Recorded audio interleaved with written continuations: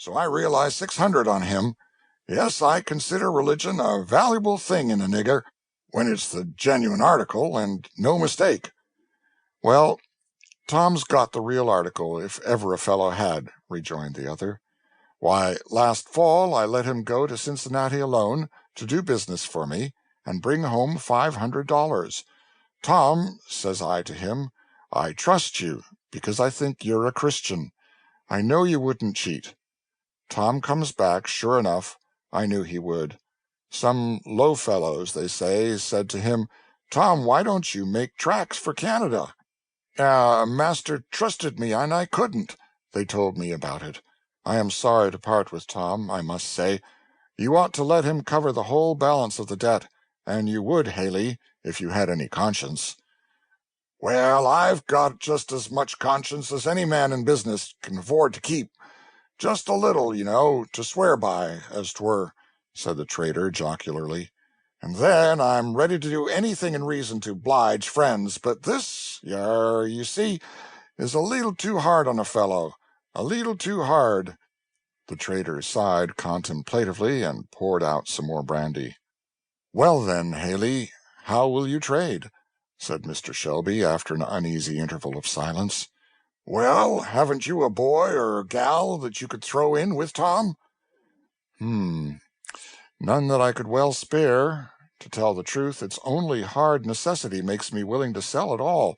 I don't like parting with any of my hands, that's fact." Here the door opened, and a small quadroon boy, between 4 and 5 years of age, entered the room. There was something in his appearance remarkably beautiful and engaging. His black hair, fine as floss silk, hung in glossy curls about his round, dimpled face, while a pair of large, dark eyes, full of fire and softness, looked out from beneath the rich, long lashes as he peered curiously into the apartment. A gay robe of scarlet and yellow plaid, carefully made and neatly fitted, set off to advantage the dark and rich style of his beauty, and a certain comic air of assurance, blended with bashfulness, showed that he had been not unused to being petted and noticed by his master. "Hello, Jim Crow," said Mr. Shelby, whistling and snapping a bunch of raisins towards him. "Pick that up, now." The child scampered with all his little strength after the prize, while his master laughed. "Come here, Jim Crow," said he. The child came up, and the master patted the curly head and chucked him under the chin. "Now, Jim, show this gentleman how you can dance and sing." The boy commenced one of those wild, grotesque songs common among the negroes, in a rich, clear voice, accompanying his singing with many comic evolutions of the hands, feet, and whole body, in all perfect time to the music. "Bravo!" said Haley, throwing him a quarter of an orange. "Now, Jim, walk like old Uncle Cudjoe when he has the rheumatism," said his master. Instantly the flexible limbs of the child assumed the appearance of deformity and distortion as, with his back humped up and his master's stick in his hand, he hobbled about the room, his childish face drawn into a doleful pucker, and spitting from right to left in imitation of an old man.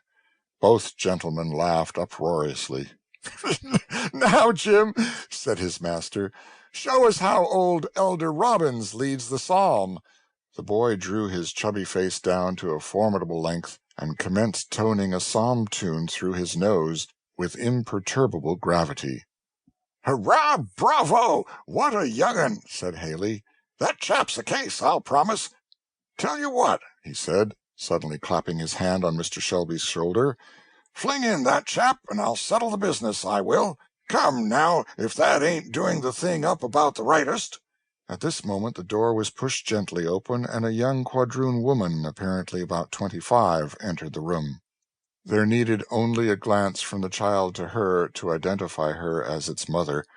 There was the same rich, full, dark eye, with its long lashes, the same ripples of silky black hair.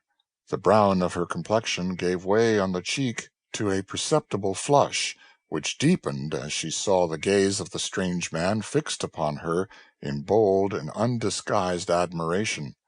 Her dress was of the neatest possible fit, and set